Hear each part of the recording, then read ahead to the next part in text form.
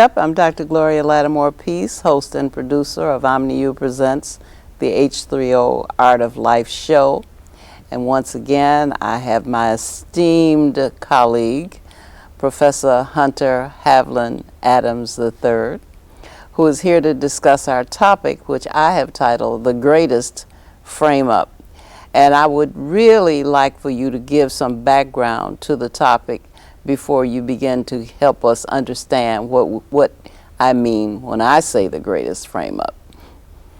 Okay, well, thank you for inviting me on your show. It's always a pleasure to be here and to share information, opinions, facts, and so forth with your wonderful listening audience who've been dedicated for so many years. Almost 2 decades or something like that. Exactly, almost 500 shows. 500 shows, that's absolutely amazing. I mean, that means a lot for an independent news program to be on for that long and to have that many shows. So I just want to congratulate you on that marvelous achievement. Well, almost 500. Well, it's still a marvelous achievement Right. Anyway. Dr. Peace has chosen this grand title. She's always very good with titles for her programs, The Greatest Frame Up. And before we consider what that frame up may be, I think we need to know a little bit about what framing is. And framing, we're all familiar with frames, particularly now that the political season is going full speed ahead with presidential candidates and a presumed candidate framing each other's positions. They're framing their positions, all with the intent of persuading the electorate, people in general, to view their opinion positively and then go and support them at the polls in November. So framing basically is a process of persuasion, of taking an issue such as, say, free speech. What are the limits of free speech? You know, when is speech free? When is free speech treasonous, for example? It all depends on what frame you're operating out of. What background, what's informing you, the person, as to how you want to see free speech, its limitations or non-limitations in terms of how it's applied. So framing is something that we always do. Another word you can consider as an aspect of framing is profiling. And of course, we all are familiar with profiling, from police doing profiles to other law enforcement agencies doing profiles. They want to profile a certain individual to help them ascertain that person who may have committed a crime. So they will typically put out more or less stereotypical attributes of the person.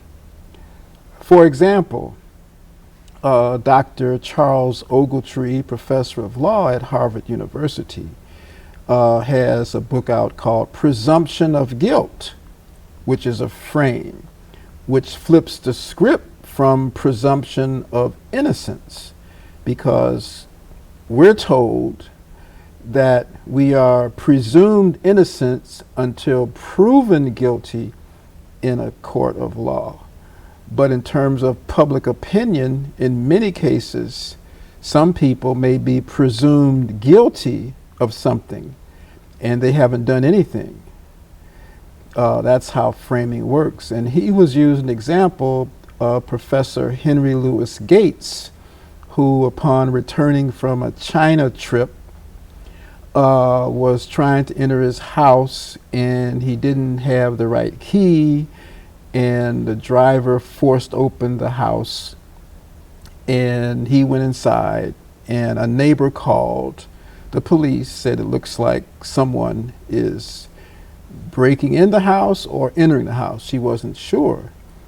And the police dispatcher said, "Can you identify the race of the persons?"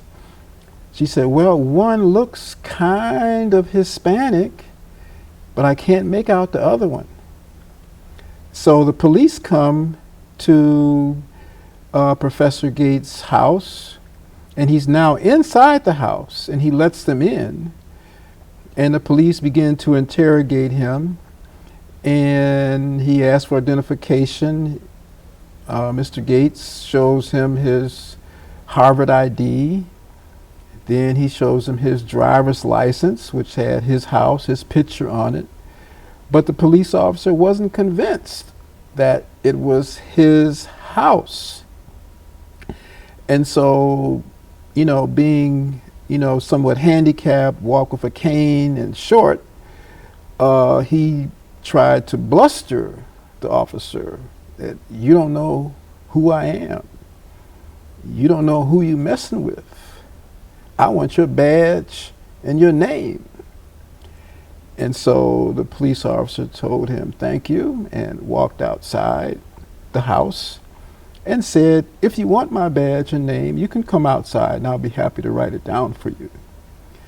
So Mr. Gates goes outside, and once he gets outside his door, then the police officer arrests him. What's interesting, when he filled out his police report, the police report, this is all documented, and it's in Professor Ogletree's book, that 2 black men with backpacks broke into the house, which he said according to a witness, but that's not what the witness said. So in this case, this officer intentionally lied on his police report. He framed Mr. Gates with the criminal frame that many black men unfortunately are victims of. And the most recent case is the young man, teenager in Florida, Trayvon Martin, who was framed by this person, a Mr. Zimmerman, who was supposedly on Neighborhood Watch, but the same thing, that he had a hoodie on. He looked like he was suspicious. He looked like he was up to no good. So framing is very powerful.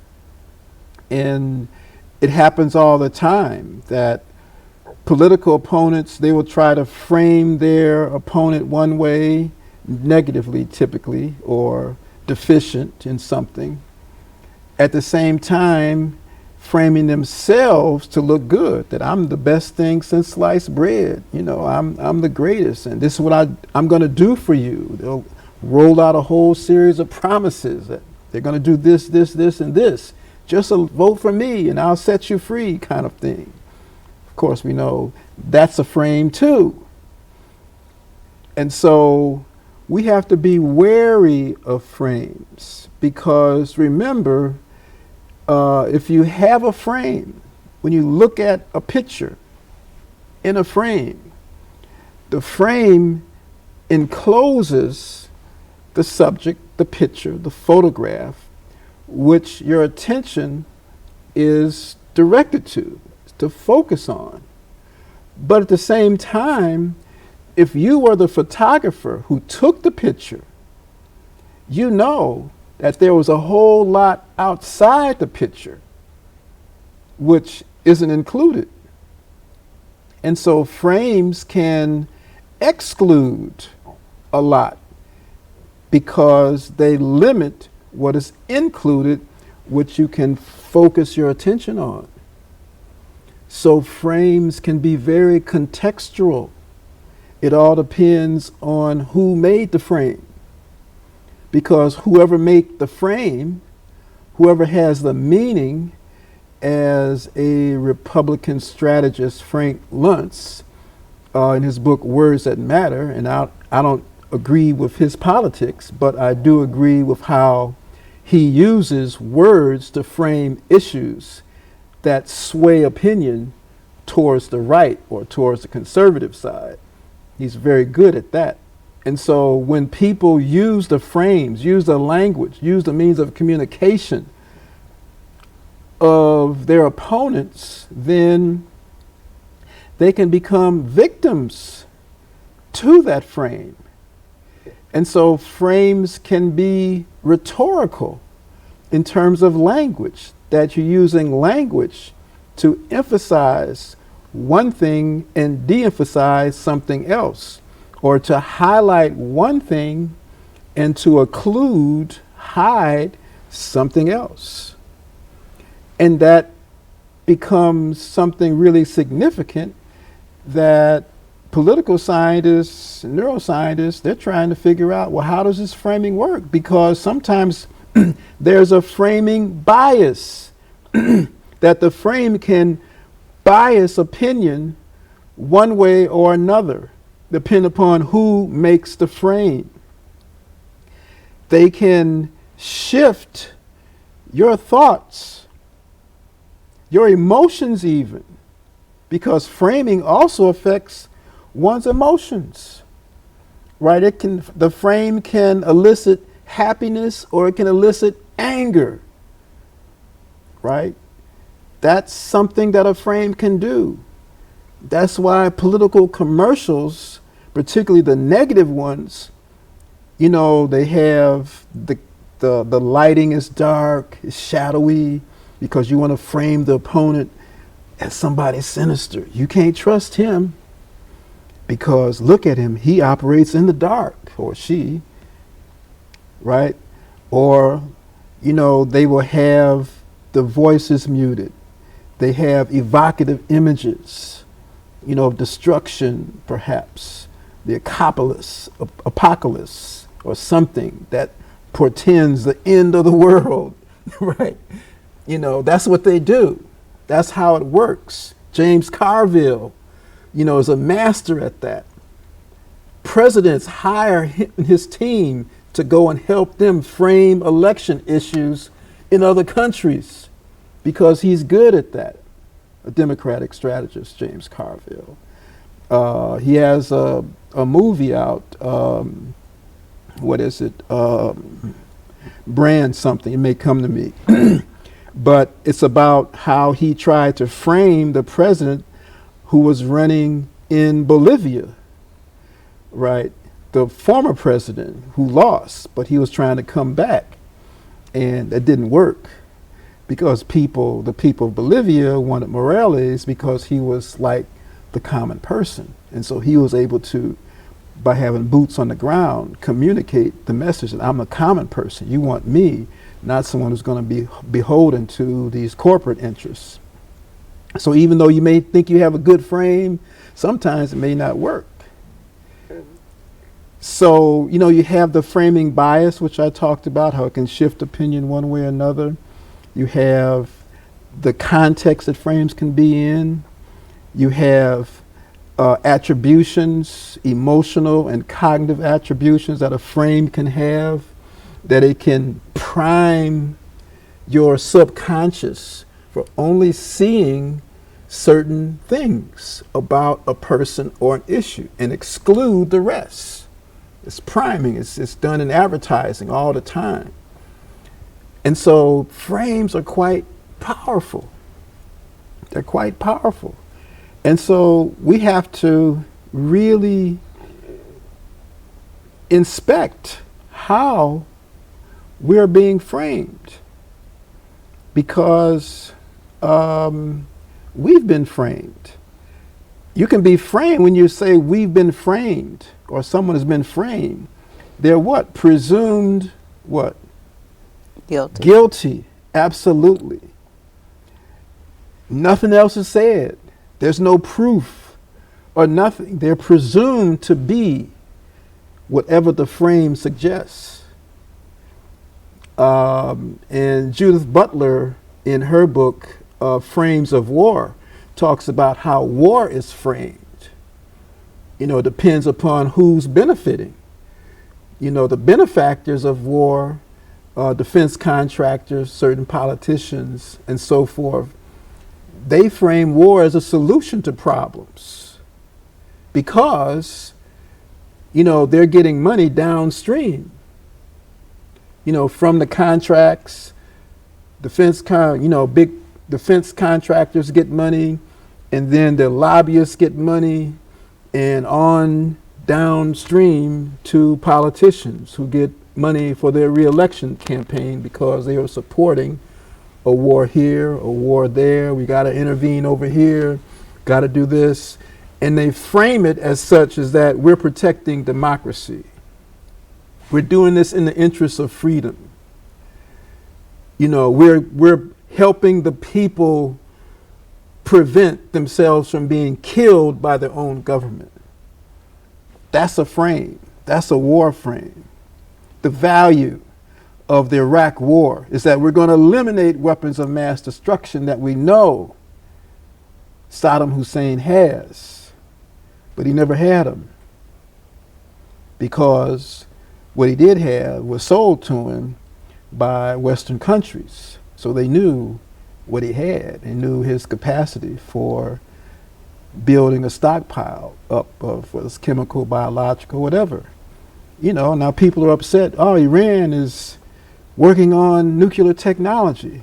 Well, the fact of the matter is that Iran and Iraq, many of those countries came to the United States in the 70s and 80s to get training in nuclear technology and nuclear engineering.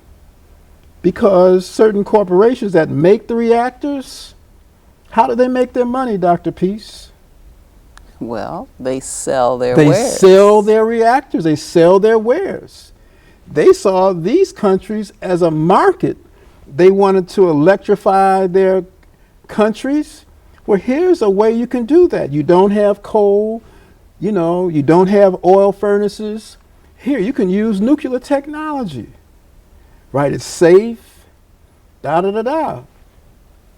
And so they went to those countries, including South Africa, by the way.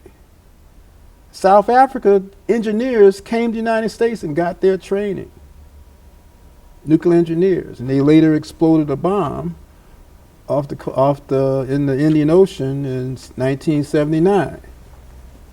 So you see what I'm talking about, framing? Yeah, I see what you're talking about so well. One of the things that I so much admire about you, Hunter, is you will cause people to think, you know, and I'm wondering how I have learned to have these channels open because I'm following your train of thought. I'm following what you're saying, but at the same time I'm posing questions. I'm thinking of one example after another because I'm just falling right in line with you. And when you said Trayvon Martin, I thought about the frame of Stand Your Ground. Right. Because already they prepared a defense that is almost irreproachable.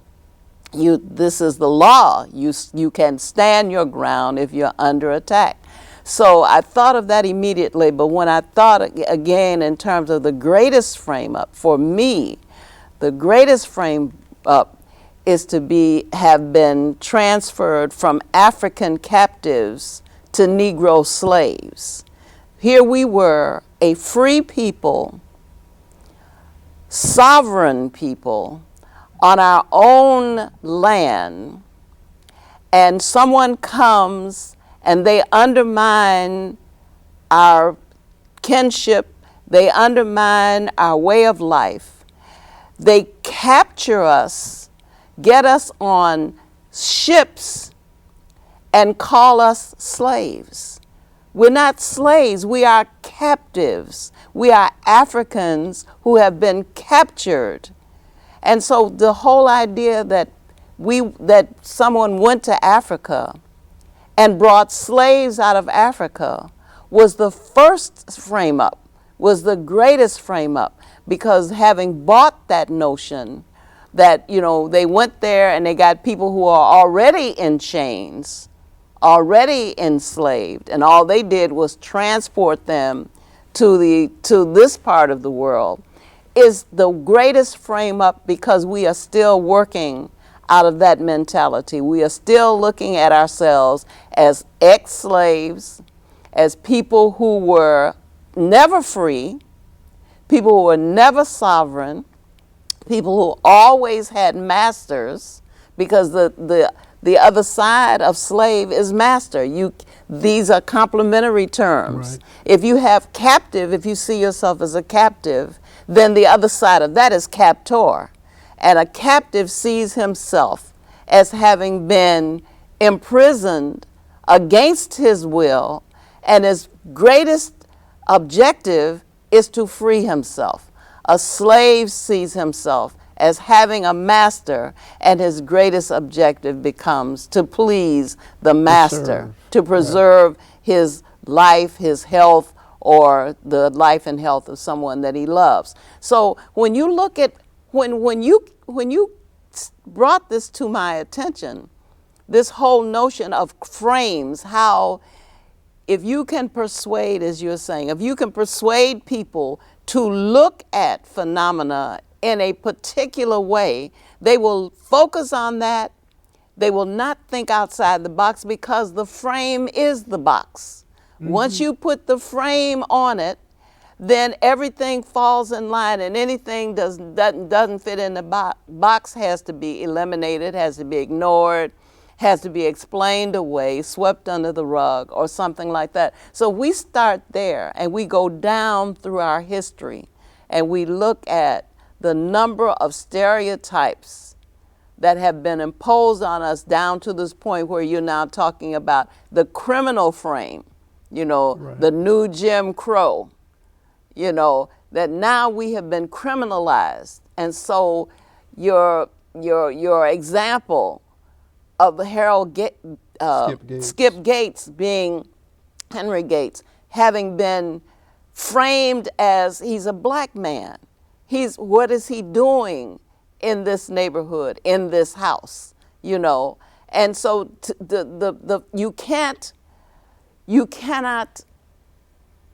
overcome these frames, because no matter how often and how hard you try to persuade people who have these frames, and I think they internalized. Absolutely. I don't think the frames are superficial, and they no, there's a neuroscience to framing.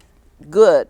So the whole idea is you internalize the frames of the culture in which you live. The values are the frames, are they not? Absolutely. So the values of the frame.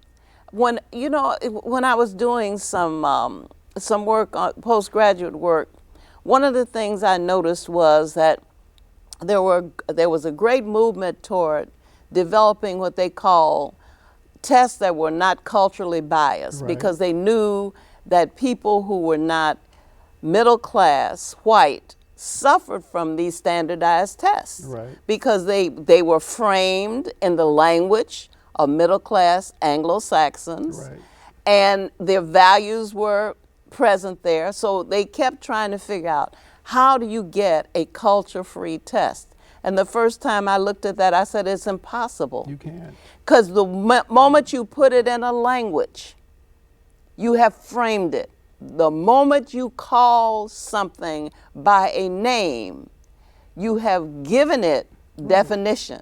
Right. And once you give it definition, the more people you can persuade to agree with that definition, or the more, not necessarily numerically, the more power you can add to this definition, right. The more benefit, or the more effective the definition becomes.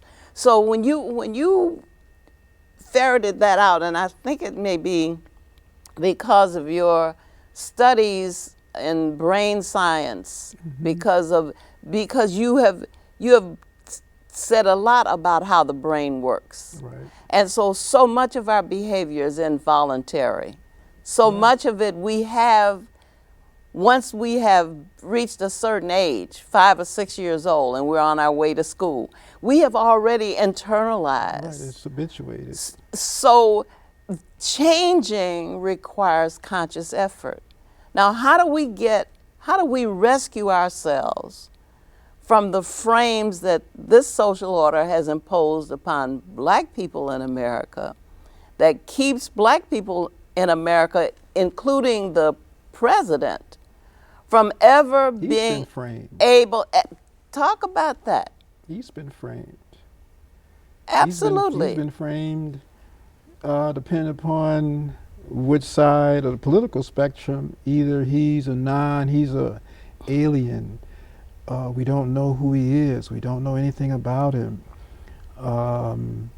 That he's strange. He's not really an American. He's not a real American, right? So we can't trust this man. You know, he looks suspicious, you know, and on and on and on. Or he's a Muslim. Well, then you get into the religious aspect. He's right. a Muslim. Oh, no, he's not a Muslim. He's a radical Christian because he sat up at that church over there on 95th Street and heard the fire and brimstone every Sunday. Or he's a socialist. Or he's a socialist. You know, he wants to introduce Marxism into the United States, to have a socialist economy. You know, so all those are frames as to how yes. he's been framed by people who want to persuade people, which brings to mind, I think, one of the best articles during the 2008 campaign by a political psychologist by the name of Drew Weston. And he talks about 4 stories. The first story is the story you tell yourself about yourself to yourself. And of course, you could mean you as an individual, you as a particular ethnic group, you as a political party, you know, you as a particular company. Then the second story is a story you tell yourself about your competitor or your adversary or your opponent, oppressor, whoever that may be, to yourself. So you got a story, you frame your story about yourself, then you frame your story about your adversary, that you've concocted a story about your adversary, your opponent, your competitor, your oppressor. Then your adversary, quote, has a story that they tell themselves about themselves, to themselves. And then lastly, your adversary has a story that they tell, or he or she tells themselves about you to themselves. So they have the opposite. And the point that Mr. Weston was trying to make was that the Obama campaign in 2008 had to do a better job of controlling all 4 stories. Because whoever can control all 4 stories, then they control the dynamics of the narrative, which has enormous potential of swaying independent folks, you know, not the diehards on either side, but reaching those independent people, which you really need to win national elections. Mm-hmm. The margin. Right, the margins. Because 1 or 2%, depending upon, you know, if it's a swing state, that can be very, very significant. So opponents try to either do voter suppression, you know, discourage people from going to the polls, you know, voter elimination, you know, where you're not qualified to vote because of A, B, C, or D, you know, because they want to, or create a lot of negative media, you know, for specific interest groups, you know, so, you know, they'll work on the president, for example, in the black community, say, oh, well, he's pro-gay because he came out for gay marriage after long reflections, or he hasn't really done anything for black people, so I'm not going to vote for him. Well, folks tried that strategy, right, and didn't support, was it Dukakis against Reagan? and remember those years with Ronald Reagan as president and what happened to our community. So that kind of strategy doesn't make much sense, because it'll put the community worse off than, I'm not electioneering, worse off than before, because the extremely wealthy are going to do everything they can to suck the wealth out of everyone, destroy social services. Many longtime institutions in this city that support mental health, their funding, they may lose it. Or people who are doing wonderful things like Yvette Moyo with her Real Men Cook. You can't get sponsorship because the wealthy, the past donors are holding back and kind of sitting back watching, well, is this organization going to go bankrupt? What's going to happen to these people over here when we shut down mental health services, all over the city? So you got people wandering around here needing mental health services, and they can't get it because the services aren't there. The providers aren't there, at least not like they were. They may have to wait in line for several hours at one of the county hospitals. So when you control the stories, our story is, one, we were slaves. Or some would say, no, we weren't slaves, we were enslaved. Still the same word, right? Slave, enslaved, you just put a prefix on slave, it's still the same word. And the word means that that individual is not a person, they're anonymous, they have no history, they have no existence, they have no mother or father, they have no country. They have no language. They have nothing. It makes them a zero, anonymous. That's the frame that we've been operating under. That we're just anonymous human beings. Not human beings. Well, now see, That's subhuman, savages, right, well, all of the those sub-person, terms all of that have been used. All of that.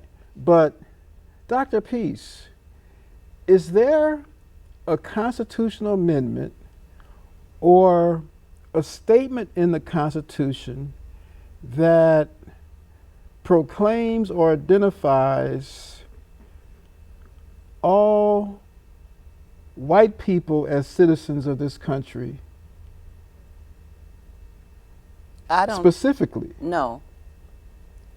But the Missouri Compromise made black people 3/5 of a man. But I'm just saying, before that, was there a statement in any document that you're aware of? None that I'm aware of. That said white people, European descendant people specifically, were citizens? No, what they did was they named who was not. And so you were included by virtue of the fact that you were not in the category of those who were not. Say that again now. The Africans or Africans in America became citizens by virtue of an amendment to the Constitution. Right, the 13th Amendment. Okay.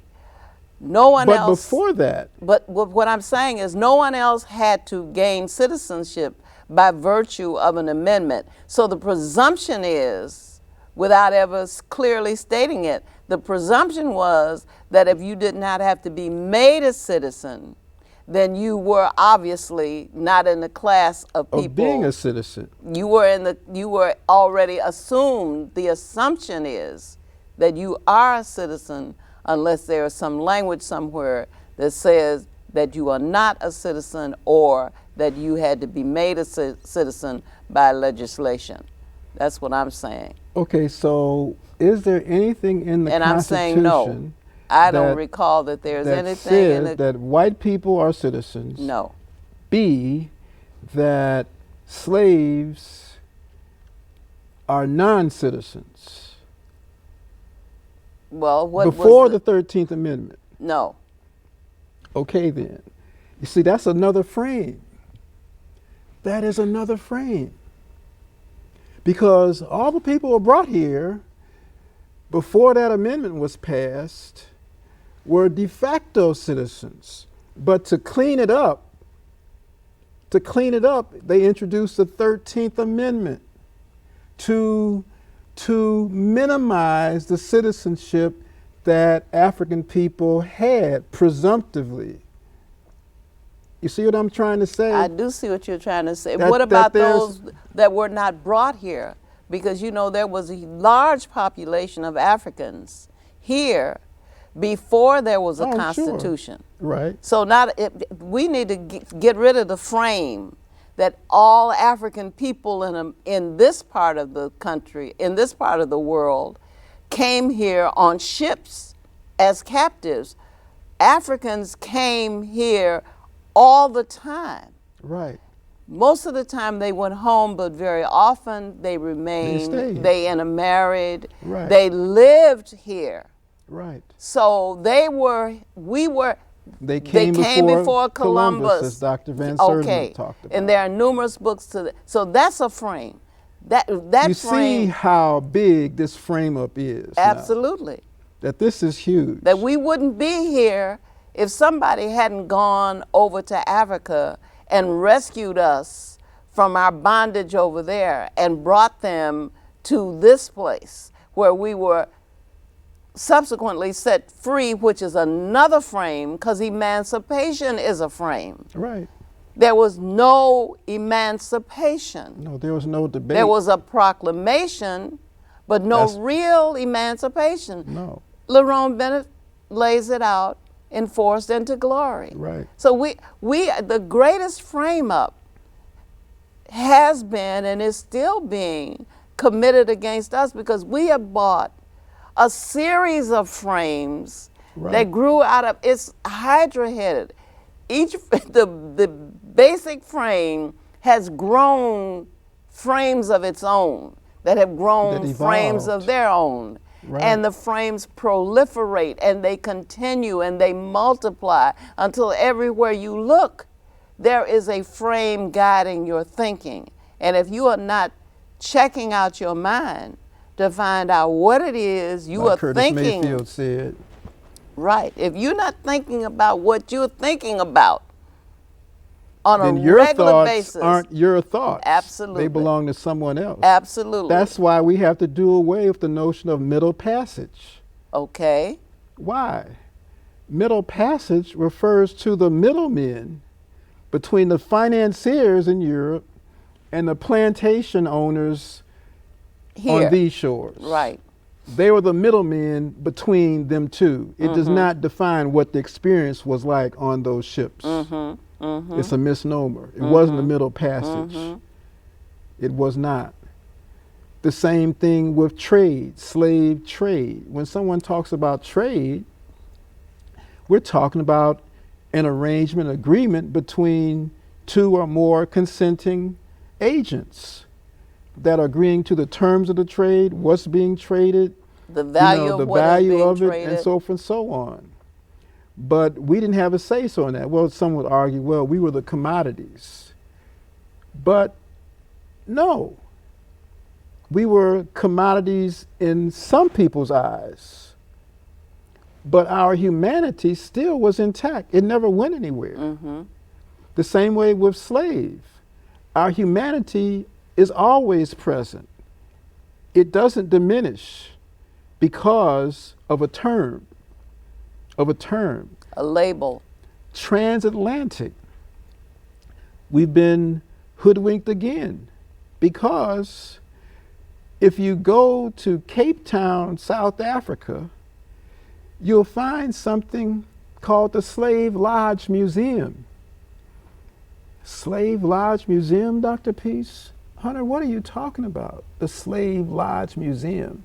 Actually, it was the slave dungeon, and it was constructed by indigenous local Africans, Indians, and even Indonesians. Because just because the ships didn't stop at Cape Town, they went along up the eastern coast right? Madagascar, back and forth, Seychelles Islands. And they kept going around because the currents would just take you around India and into Indonesia and back again. So the ships took Africans all the way to Indonesia and brought many of them back to develop Cape Town, South Africa. And the museum is a testament to that. But few of us know that history. So this wasn't transatlantic, it was transoceanic, encompassing at least two oceans, perhaps Atlantic, Indian, and the Pacific. So we have to widen our view of what this experience was, because it's been framed. We're told that, oh, well, after 1865, end of Civil War, all these black folks were free. There was 4 million of us. Now we know that 2 million died from disease after the Civil War. 2 million died from disease, smallpox and other infectious diseases. So freedom came at a huge price. Quote freedom, frame Yeah, quote freedom. freedom. 'Cause what kind Framed of freedom, freedom. What kind of freedom makes you still dependent upon people who want you to have nothing? What kind of freedom is that? That freedom, if freedom does not include being able to determine your own destiny and exercise your own will, then you're not free. No. If someone else is deciding, making all the major decisions about your life, then you are not free. About your future, about your children, About socialization of your all children. the major decisions about your life. You are if you cannot make the major decisions governing your life, you are not free. If you cannot determine your destiny, you're not free. Just saying that when I grow up I'm going to be a doctor, a lawyer is not determining your destiny. No. Your destiny reaches far beyond what A you would do career. in a lifetime, because you are an adult who will bear children or be an adult who is in a family that has generations to follow. Right. And so your destiny has to include what will become, what will the generations that follow you, what will they be able to determine? So determining destiny becomes generational. Right. We're determining destiny as far into the future as we can Right. see, and our offspring will determine destiny as far into the future as they can see, and it's a never-ending process. Right. So we're not free, because we're trying to figure out what we're going to do to the end of 2012. Mm-hmm. You know, not just trying to figure out what you're going to do with a future, but a very short space. And I wanted to point this out when you were talking about framing politically. There's one particular magazine that keeps framing the president.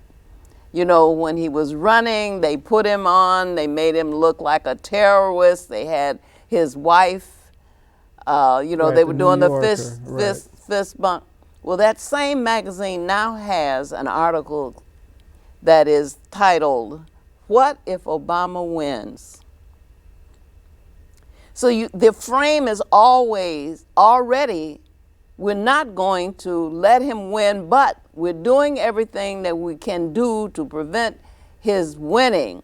But what will happen? What if Obama wins? Where's our frame that says, what if Obama does not win? Mm-hmm. We don't have a frame. No. We don't have a frame that says, what if anything changes? Right. You know, people are sitting in Springfield writing laws. People are sitting in Washington writing laws. People are taking, you know, positions on this and on that. And we are not, we are in the, whatever frame the media is putting out for the most part.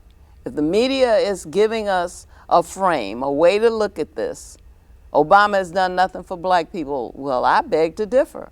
I've read some things that Obama has done that are not widely known. and probably a good idea. Because if it was found that he was doing black people any good, then the frames would and then become even more severe. Is that, you have to look at how appointments were held up, how proposals never got anywhere because of an obstructionist Congress. And that is a real reality. And I think that because he was elected, it gave people who have been marginal to the real political process of seeing how the real deal happens, goes down. Last year I was on the Hill for a conference on minority mental health, and I was trying to find a room, and it was in the midst of the inauguration. Not the budget debate, the extension of the debt ceiling debate. Okay. And I was running around in the office building trying to find the room where this meeting was going to be at. And everywhere I went, I looked in, I saw men with briefcases or women with briefcases in there talking to the aides. I said, this looks interesting. Everywhere I went, every office I went to, it's the same thing. Everybody was in there early in the morning trying to do some kind of deal. So then the Washington Post did a story, and it really made everything clear that all the lobbyists were lobbying their clients, U.S. congresspersons, to take certain positions because the Securities and Exchange Commission, at least until then, had exempted congressmen, congresspeople, and their staffs from insider trading. And so they were manipulating the market here so certain stocks would be up or down on the Asian markets to make money. And so that's why the president said, well, hey, we got to end this practice. So, there's always something going on there, depending on the money. But, two other frames, I know we're kind of running out of time. I don't want us to run out of time. Okay. We got an hour frame. Okay. Michelle Alexander, this wonderful lawyer, has this great book, The New Jim Crow, on mass incarceration. Jim Crow is a frame. What is Jim Crow? Well, Jim Crow was a mythical figure, but it actually referred to that period of time. Specifically, what was Jim Crow? It was a set of laws. There we go. Okay. There we go. It was a set of laws, rules, and regulations on black people's behavior. Right. But what was black people's experience? They didn't experience Jim Crow. They experienced losing jobs, losing people, being terrorized, and all of that. Being incarcerated. All of that. Being picked up as vagrants, and so forth and so on. That was not our experience. We should stop referring to our experience during that time period, or even now, as Jim Crow, because that was not our lived experience. It doesn't talk about the emotional and psychological trauma that our people suffered and endured and still endure. The same way with my friends in South Africa. They were up under apartheid, which is another variation of Jim Crow. That's a frame. It's a frame. I told some of my friends, I said, you weren't up under apartheid, and they looked at me like you're crazy. But then I told them that it was a frame. 100 or so rules and regulations of your behavior by someone else, by the Afrikaners, who said that apartheid was a good neighborly policy in their eyes. So in their eyes, it was being a good neighbor to keep control blacks in their your place. Behavior. But that was not your lived experience.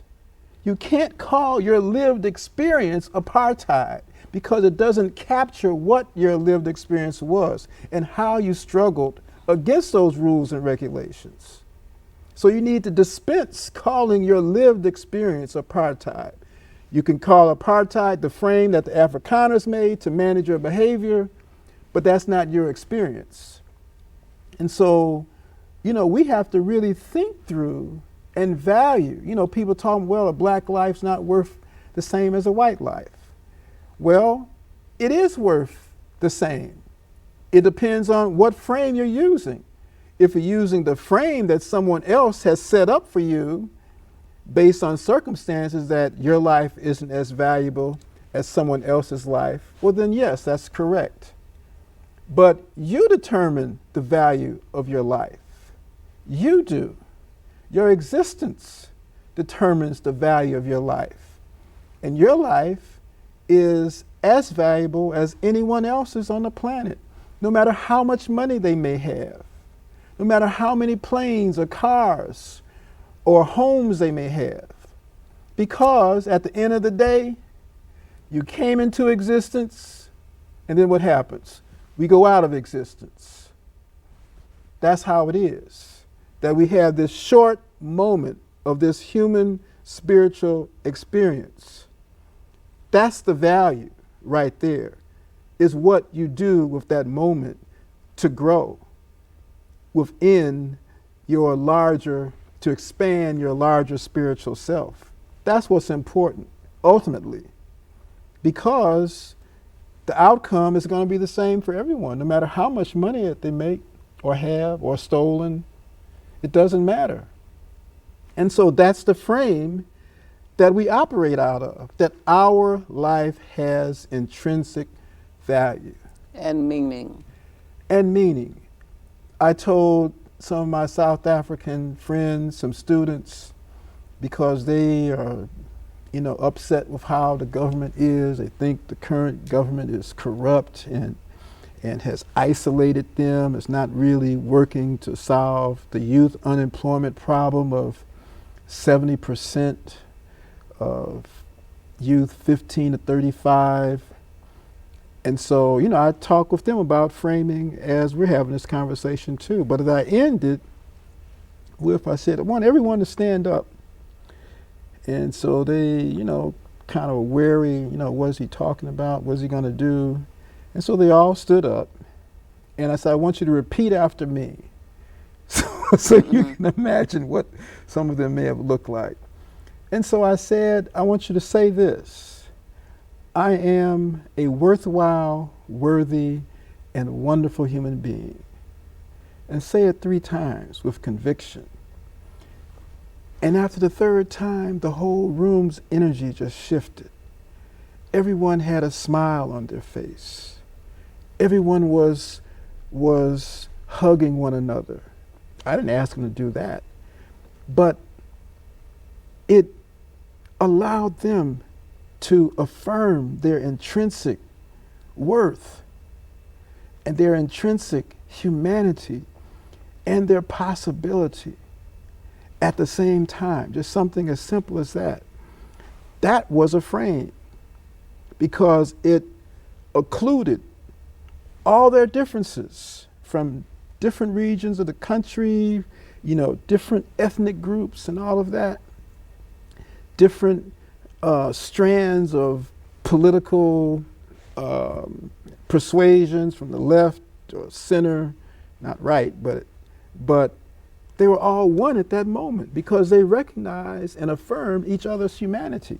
And that's what we have to do. What we need now is a frame that unites us, a frame that helps us to see what John S. Mbidi said: I am because you are, and because you are, therefore I.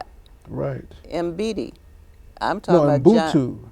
No, I'm talking about African philosophy. Right. And I'm religion. just saying, in the Zulu word, that's the name of the philosophy. Right. Okay, and I thought you were correcting the pronunciation of his name. No. Okay, so I am because you are, and because you are, therefore I am.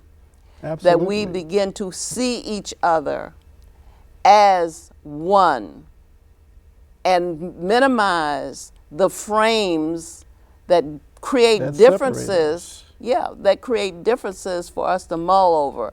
I just wanted to say that I was reviewing Tony Browder's interview, and he was saying that this black on black violence frame, and he didn't call it a frame, but he said this black on black violence is a misnomer, because what did you call World War I and World War II and all the other wars that whites have fought against whites? You didn't call them white on white violence. So we've got a frame that we see each other as adversaries, that we see each other as doing harm to each other deliberately, and that frame has got to be removed so that we can see what is really going on in our communities that creates so much in the way of death and destruction and criminal conduct. And I think you can respond in about the last 2 minutes that we have left. Yeah, and that's good because Mr. Gardner, formerly of Soft Sheen, some years ago he had his black on black love campaign. That was his frame, black on black love. Right, to counter the black on black crime. And both are problematic in the sense that the black on black crime, that's not our frame. Someone else came up with that term, says that there's something wrong with you, that you are naturally violent, you are naturally criminal, and on and on and on. All that's embedded in that frame. But then black on black love is trying to counter that and to counter self-hatred. But that is a slogan. Right. It's a slogan. And so people don't pay attention to that. Right. Because they understand that that's just a slogan. It needs to become it has to be something lived and internalized. And it's something lived. And the only way that can happen is you have to have a movement of seeing, understanding that we've been framed, we've been hoodwinked, bamboozled, led astray, as Malcolm X has said. And so we can do this. We can decide, today it ends. I'm not a slave, my ancestors weren't a slave, I am a human being, and I don't have to wear a sign either.